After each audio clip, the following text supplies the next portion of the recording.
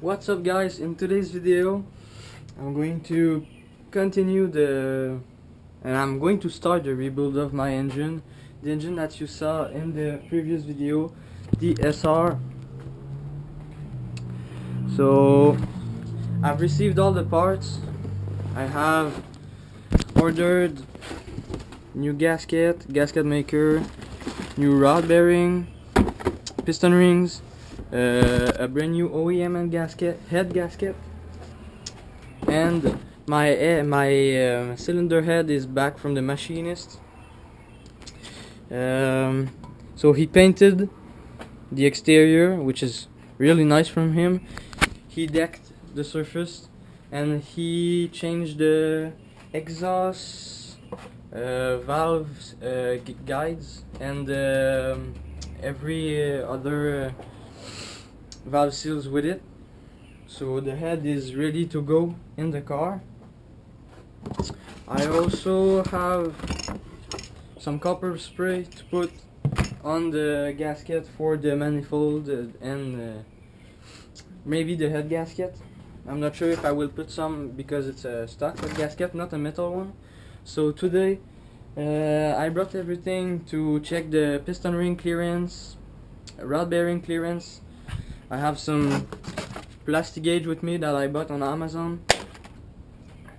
So today I'm going to measure the rod bearing clearance, measure the piston ring clearance, and if I have the time I will assemble the pistons in the block. So that will be it for today. I really want to have this running. Maybe it would be really nice this week, but I have an objective of going to the track at the end of June, so maybe for the 1st of July. And today I'm going to measure the trim piece here, because this one is missing and I want to print one in with my 3D printer, maybe in rubber, so if someone hits me it's gonna be more forgivable. So today I'm gonna measure this out and put them in my CAD so I can finish my design and print a little piece for testing. So yeah, I'm going to start by checking the piston ring clearance, and I'm gonna get back to you just after I have done the first one. So now guys, I've verified all the piston ring clearance and I have zero issue with the clearance. If you want to see, here's the sheet from the FSM of the S14 sr20, because the S13 one is in Japanese and I obviously cannot read Japanese. So I measured everything with the clearance gauge, with a filler gauge. This filler gauge was from Amazon with the kit to put the piston in the block and the little pliers to put the piston rings on the pistons, but the numbers were written on it or not the good one, so I started and I was not understanding why it wasn't fitting. But after that I measured with this, and when I measured, the measure was like 3 times more. So for example, I needed 0. What was it? It was when I was verifying the clearance here for the piston and the ring, so I was needing 0.045 millimeters, and with it would give me like 0.16 millimeters, so it's like 4 times more. So now everything is done. Now I have the light to show you the pass that I've given with the honing tool. So now I'm going to measure the rod and bearing in the crank clearance. So I ordered some standard bearing from ACL. As you can see here, this is the rod and it's not that bad. I will show you with a light. So here it is. You can still see the machining done on it. So these are the rod bearings, so I went ahead and changed them because here on the side you can see that it's not the best looking that you could use. So I ordered some brand new one. I'm going to clean everything and measure it, and after that I'm going to get back to you. If the clearance are all good, I will go ahead and assemble the piston rings on the pistons and drop them in the block and call it a day. So now guys, I have installed the first piston.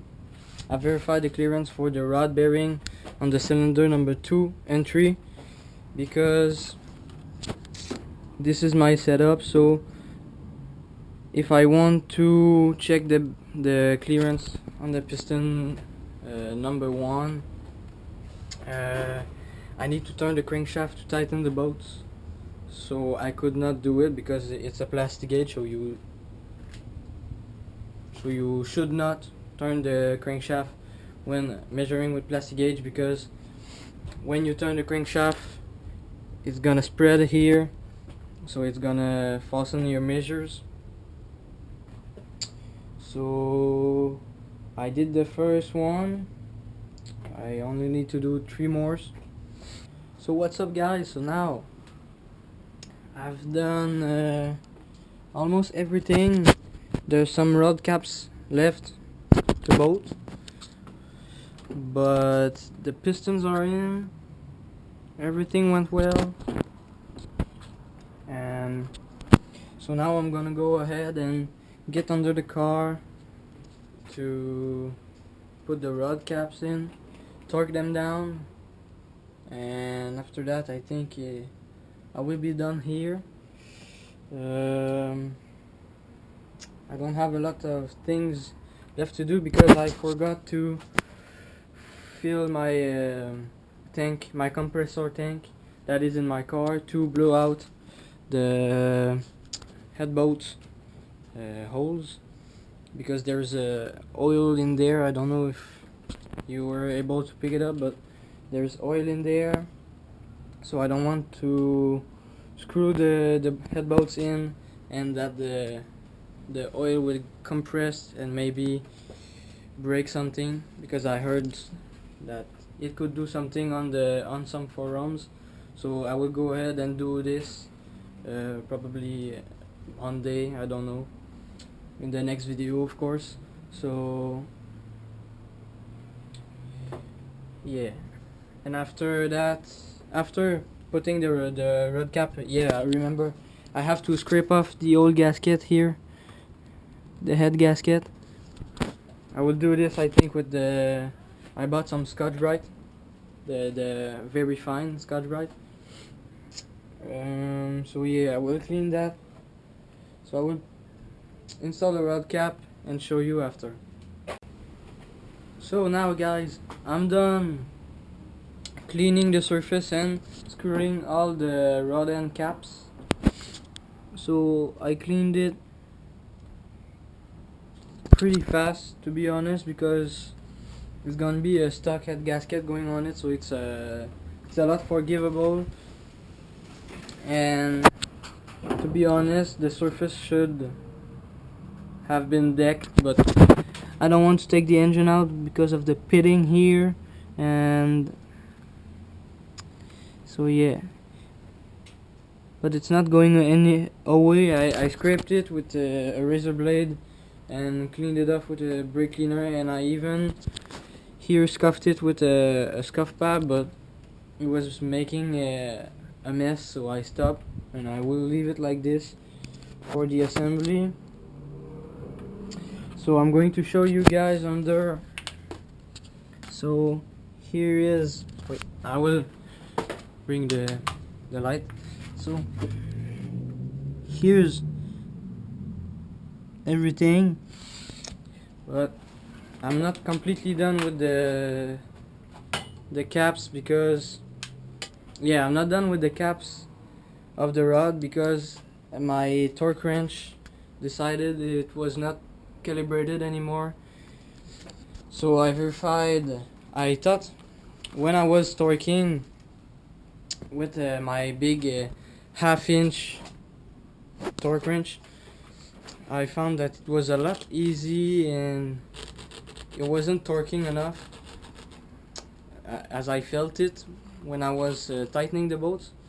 So I took out my 1/4-inch torque wrench, and with it I torqued it to maybe 12 foot-pound because it's the maximum that it can go. And when I tried to torque with the half-inch over it at 30 foot-pound, it clicked without even turning, so it showed me that it wasn't even calibrated anymore. So I need to get a new one. So tomorrow I'm going to buy a new torque wrench, and I'm gonna tighten them in the next video. So probably today we are Saturday, so on Monday I will try to come here and tighten the bolts with the new torque wrench, and if I can I will try to put the lower oil pan. If it's done, I will be honest, it will make me happy. If I can get the pan on, I will try to get the head of the engine and the head gasket all tightened down, and if I have the time I will try to put the camshaft in and verify for timing. If I'm there, I will try to start the car very soon. So I'm gonna end the video here. I'm gonna go home, I'm hungry, so see you in the next one.